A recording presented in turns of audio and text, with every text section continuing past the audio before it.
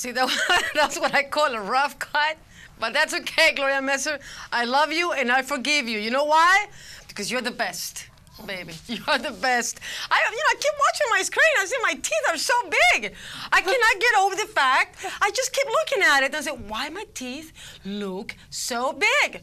Okay, but let me concentrate. I'm concentrating here. I have another hair here floating. But you see how I take that out of the shot?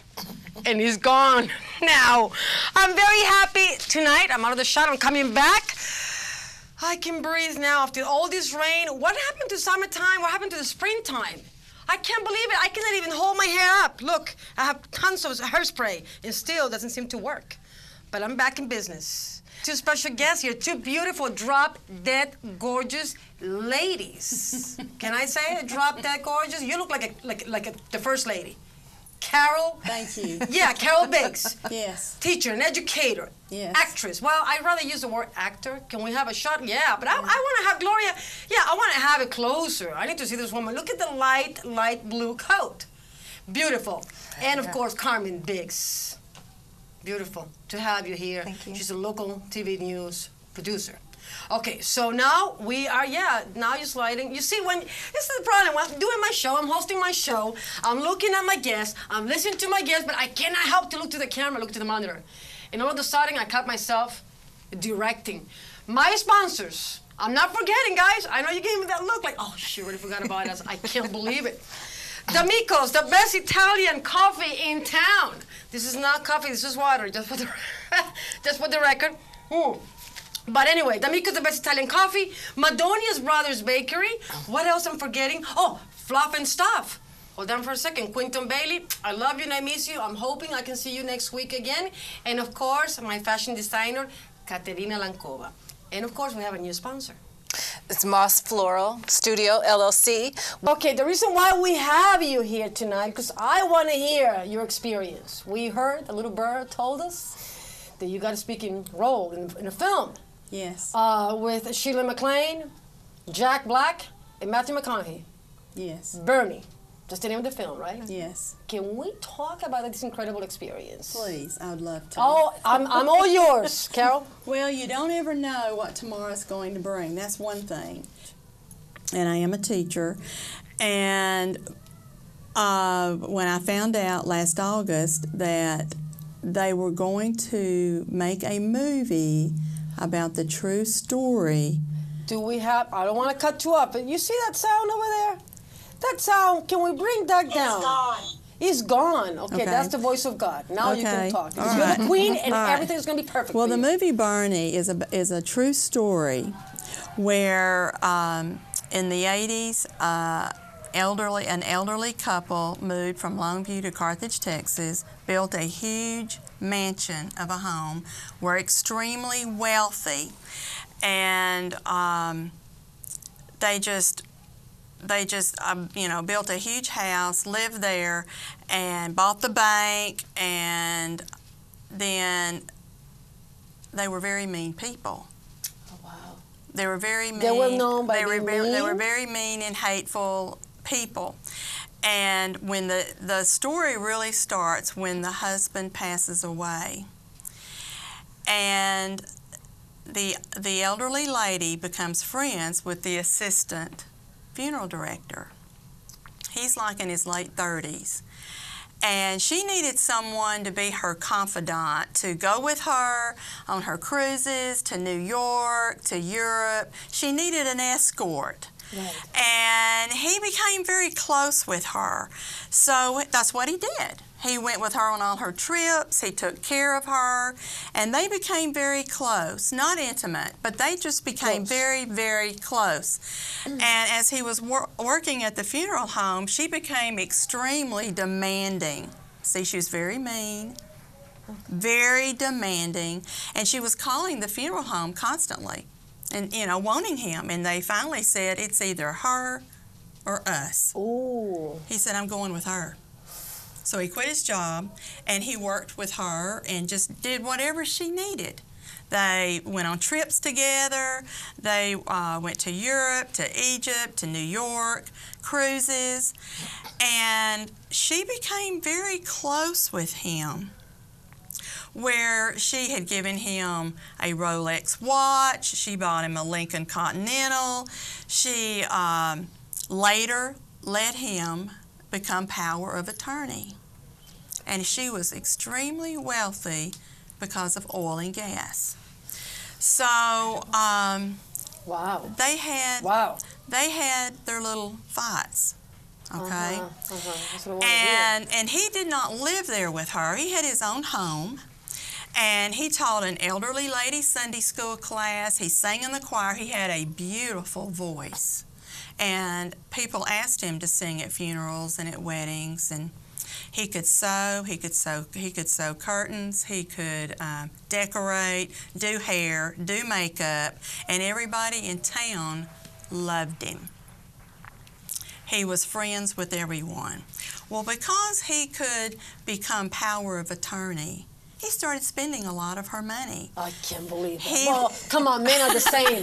Men are the same. Of course, of course. I mean, He spent a lot of her money. He bought lots of cars for friends. I can't believe that. He started people in businesses. He gave scholarships to the college. And he had already had, I think, 2 airplanes, and he bought another airplane. Yeah. So he spent a lot of her money. Just like that. And, but I think what happened, she found out. Well, thank God. And they had a little fight. And all of a sudden, you don't see her for a while. Ooh. And he just continues the life like everything is fine and everything is normal, and he's still singing in the choir, and he's still doing things for all the community and giving away a lot of money. But no one had seen her for a long time, but because she was so mean and hateful, nobody missed her. Of course not. She just kind of, all of a sudden, you didn't see her anymore. And she had a sister there in town, but they had had a big fight 20 years before, and they didn't speak to each other. So she was not around, but no one was asking about her. And she had a son that's a physician in Amarillo, and she told him when his dad passed away that he was not welcome in her home.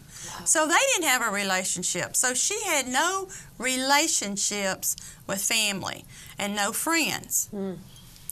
So the bank in Longview, Texas, that had her oil and gas got very suspicious that they never saw her name anymore come across anything. She just disappeared. She disappeared.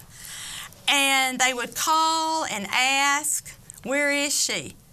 And we want to talk to her. And he would just happen to be there and answer the phone. He said, well, I'm sorry, you just missed her. Oh. She's not here. Of course. And so they He's happy kept with all her calling. money.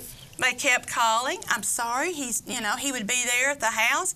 I'm sorry, she's not here. She's gone out of town to visit someone, or she's ill. She doesn't feel like coming to the phone, or she's at the grocery store. So the bankers went down there to her home and knocked on the door, and he happened to be there. And he said, I'm sorry, you just missed her. She's not here, but I'll tell her that you came by. So they went back to Longview and called her son and said, you need to get down here. Something is wrong. And the son said, she told me when my daddy died, I was not welcome in her home. And they said, no, you really do need to come down. So he did. He brought his daughter from Oklahoma. They went down to Carthage, met the sheriff's department at the home.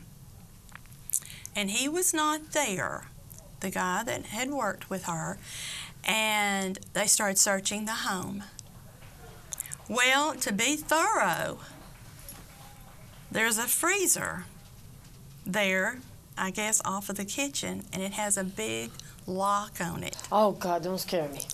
Okay, come on. Now, you're good. You give me a whole, I mean, come There's on. some music. Can you hear the suspense, She right? knows what she's doing. You see what she's doing? I Oh, my know. God, you're good. I'm getting goosebumps here. So there's a big lock on the on the freezer, and they said, okay, we've got to be thorough. So they cut it off, they raise it up, and it's full of frozen vegetables. And they said, well, she does not eat that much. So the deputy started digging, and there she was. For 9 months, frozen in the freezer with the vegetables. Oh, my. He killed her. Yes, he shot her in the back. They had a fight. Okay, I'm dying to know who's playing this guy. I'm dying to know. Come on, you're gonna love it. You're gonna love you it. are doing a job on me. I need Yes, a drink. I need a drink. Jack Black is playing of course. Bernie. He's playing the guy that killed her. And Shirley MacLaine is going to play the old lady. And Matthew McConaughey is going to play the district attorney. Oh, so beautiful. Isn't he beautiful? Yes, he is. I mean, your husband, let's keep it in the cutie. Yeah. Isn't he cute? Yeah, very, Is he? very handsome. And see, Matthew McConaughey graduated from Longview High School, which is just 36 miles north of Carthage. So he was happy to participate in the movie. Yeah. And I got to sit next to him all one day during the courtroom scenes. How you were able to keep your concentration? I kept looking at him, you know. But Yeah, I mean, is it cute? Because that's what people want to hear. Yeah. We want to hear about you with the actors. Because this is so fascinating. A teacher, an educator. Yes, You. for me being an extra, and I did have a speaking role, I had always wondered how does it work? How do you be an actor? You know how to be a teacher. You know how to be a nurse. You know how to be a doctor, a lawyer, a fireman. But it's a mystery on how to be an actor. And when I found out that they were making the movie, they said on the local TV station they wanted local people to play the gossip roles. I thought, I could do that. Yes, you can. And I knew the story, and I'm from the town, and you nailed it. And so I Googled Shirley MacLaine later on that week, and there was the information about the casting call. Okay. And they were having one in Carthage on a Saturday and one on Sunday in Longview. And we were going to be in Longview because my father-in-law was having his 80th birthday. So I got dressed all in black, did my resume, took a picture. You see, black. Took Smart. a picture, and they wanted a gossip story on tape, and I did one. And I told a funny story and a That's what you have gossip to